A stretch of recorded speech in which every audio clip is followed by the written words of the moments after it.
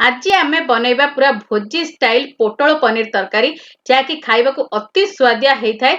आउ छुआठू बड़ पर्यंत समस्त को बहुत पसंद करेंगे खाइबा ताले आज ओडिया बहु ता स्टाइल किपर यही पोटल पनीर तरकारी बनी चलतु देखना। नमस्कार, ओडिया बहु रोसई को आपण मानकु बहुत बहुत स्वागत। एही तरकारी बनैया एठी देखंतु मु पोटल नेइची आ पोटल मात्र 6 रु 7 टी पोटल को एमती मु काटिकी रखिची। आ एठी दुईटी बड़ साइज रो आलू को मु एमती काटिकी रखिची। आ 200 ग्राम पनीर एठी नेइतली ताको एमती क्यूब साइज रे काटिकी रखिची। तापरे आमे गोटे बढ़िया मसला तयारी करबा। मसला पई एठी देइची गोटे बड़ साइज रो पियाज। तापरे आमे देइ देबा 10 रु 12 कला रसुण। तापरे गोटे इंच रो एठी अदा देइ देइची। तापरे एठी गरम मसला रे गोटे बड़ अळीच, दुईटी छोट गुजराती आ एठी नेइची टिक्के नाको गोलमरच आ 2 रु 3 टी लवंग। एतिकी गरम मसला दबा द्वारा हमर बहुत बढ़िया बास्ना आस्ता है तरकारी रे। तापरे हम हल्का एथरे पानी दे देबा आ चिकन करके मसला को पूरा बाटी आनिबा। एठी देखंतु मसला को मु पूरा चिकन करके बाटी की नै आछी। एबे हमें एई मसला को साइड रे रखिबा। आ गोटे मसला हमें तयारी करबा। सेति पई ब्लेंडिंग जार को नै जांतो आ सेथरे दियंतु दुईटी बड़ साइज रो टमाटर। तापरे एठी देछि 6 रु 7 टी काजू नेइथिली आ टिके नाको चारमगज नेइथिली आ 3टी कंचा लंका नेइछि। आकु हमें भलो भाबरे ब्लेंडिंग जार रे देखि भलो भाबरे पूरा चिकन करके बाटी की नै आसीबा। एठी देखंतु मसला को मु भलो भाबरे बाटी की नै आस्तिली। एबे चलंतु हमें तरकारी रो प्रस्तुत करबा। एठी कढ़ई को भलो भाबरे प्रथमे गरम करनियंतु। तापरे एठी ऐड करंतु सोरिष तेल। आउ एई तरकारीटी सोरिष तेल रे बहुत बढ़िया लागिथे। आपण ट्राई करिवे, नहले तो आपण रिफाइन तेल मध्ये एठी यूज कर परिबे। तेल एठी भलो भाबरे गरम हेई आसलानी। प्रथमे रे हमें आलू को ऐड करनबा। आलू को पूरा लाल हैला पर्यंत पूरा भाजी नियंतु। ता द्वारा बहुत बढ़िया टेस्ट आसीबा हमर तरकारी रे। आलू एठी 1 रु 2 मिनिट भाजिला परे एठी हमें ऐड कर दबा पोटल को। आउ आलू पोटल को हमें एका संगे भाजी दबा जेमति कि हमर गोटे टाइमिंग रे दुईटी एको जिंस भलो भाबरे भाजी जिवो। आ हमें पूरा लाल करके दुईटी एको जिंस को भाजीबा जेमति कि हमर तरकारी रे बहुत बढ़िया कलर सहित बहुत बढ़िया टेस्ट आसीबो। एठी देखो हमर बहुत बढ़िया भाबरे आलू गुडी को भाजी आसलानी। तो आलू गुडी को मु प्रथमे काढी नउची एठी।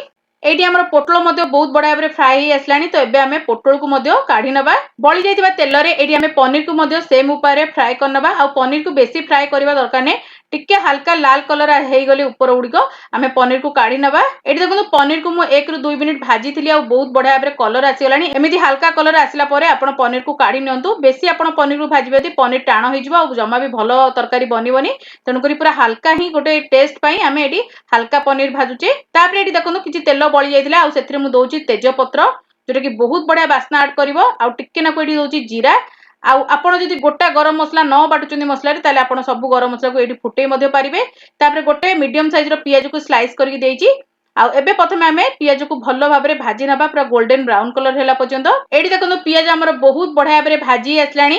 कलर मध्ये चेंज हे गलानी पियाज रो। एठी हमें ऐड करबा आधा स्पून हळदी गुंड, गोटे स्पून काश्मीरी लंका गुंड, आ गोटे स्पून धनिया गुंड। एई सब जिंस को देखि हमें भलो भाबरे मिसै दबा। आउ एठी लो फ्लेम रखिबे, जमा भी हाई फ्लेम करिवेनी। आउ मसला को टिके हल्का भाजी नेबे लो फ्लेम रे। ता द्वारा हमर मसला रो कंचा गंध पळै थाए।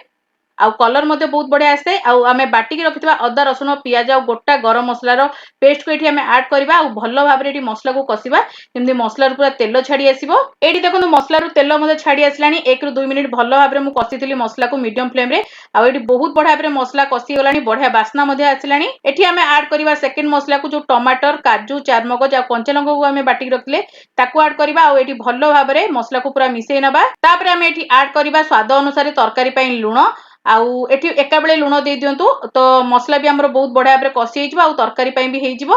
तो हमें एठी मसला को बहुत बढ़िया भाबरे कसिबा तेल छाडला पर्यंत। टिके मसला कसी आसला बेलको हमें एठी पोटल, आलू आ पनीर जो भाजी की रखिथिले ताको हमें एठी ऐड करनबा।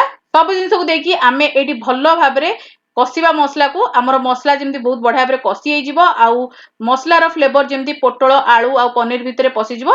टिके हमें एठी हल्का कसी नेले बहुत बढ़िया बास्ना मध्ये आसी थाए। एठी देखो बहुत बढ़िया भाबरे हमर मसला कसी हेइ जायतिला। आउ पोटल, पनीर आउ एठी आलू मध्ये बहुत बढ़िया भाबरे कसी हेइ छि। मसला संगे तेल मध्ये ऊपर को पळे आछि। तापरे हमें एठी ऐड करबा गरम पानी। आउ एठी अल्प गरम पानी दियंतु, बेसी दबा दरकार नै।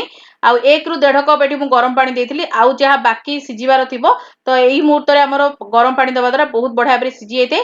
तो सब जिंस को हमें एमती मिसै देबा। आउ मीडियम फ्लेम रे 10 रु 15 मिनिट पई तरकारी को छाडी दबा। मीडियम फ्लेम रे 15 मिनिट छाडला परे एठी देखंतु तरकारी बहुत बढ़िया भाबरे एठी रेडी हेइ जायछि। कोरमा मध्ये ऊपर को पळे आछि। आउ आपण टेक्सचर देखि पारथिबे तरकारी रो केते सुंदर हेइछि। तापरे एठी टिके भलो बास्ना आसे पई मु दोउछि गोटे स्पून रोस्टेड कस्तूरी मेथी।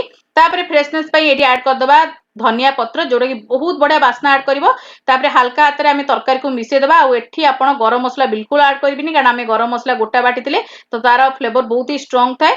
जदि आपण गरम मसला स्टार्टिंग रु बाटी नथिबे किंबा फुटै नथिबे ताले आपण एठी गरम मसला ऐड कर परिबे बहुत बढ़िया बास्ना आसे। तो एठी तरकारी रेडी हे गला। एबे हमें याकू 10 मिनिट रखिबा आ तापरे सर्व करिबा। तो एठी देखंतु केते सुंदर हमर पोटल पनीर तरकारी रेडी हेची। आपण को रुटी परोटा नान भात सबुथिरे एन्जॉय कर परिबे। बहुत ही स्वादिया लागते। आपण थरे एई तरकारी को ट्राई करके देखंतु देखिबे आपण खाली पनीर खाली पोटल तरकारी खाइबा भूली जिवे एते टेस्टी बनि थाए। तो निहाती एबे ट्राई करिवे आपनको मतामत शेयर करिवे। जदि ओडिया बुरो छोट रेसिपी भल लागिथाए लाइक करिवे शेयर करिवे चैनल रे नुआ थिले सब्सक्राइब करियको भूलिबेनी साइड रे बेल आइकन को प्रेस करिवे ता द्वारा आपण माने मोर एमती भलो भलो रेसिपी गुडी को प्रथमे देख परिवे। जदि फेसबुक पेज रे देखुचंदी फॉलो करियको तो बिल्कुल भूलिबेनी। आ इंस्टाग्राम पेज को मध्ये मोर फॉलो करनेबे। आ आपण माने मो वीडियो को को जगह रे देखुचंदी कमेंट रे लिखियको बिल्कुल भूलिबेनी। आ जदि किछि नुआ रेसिपी देखियको चाहउचंदी कमेंट रे लिखि परिवे म आनियाको चेष्टा करिवि। तो आगु को ओडिया बु एमती बहुत सारा बढ़िया बढ़िया रेसिपीज आपण मानो पई नै के आसीबो। तो आजि पई एतिकी बाय बाय।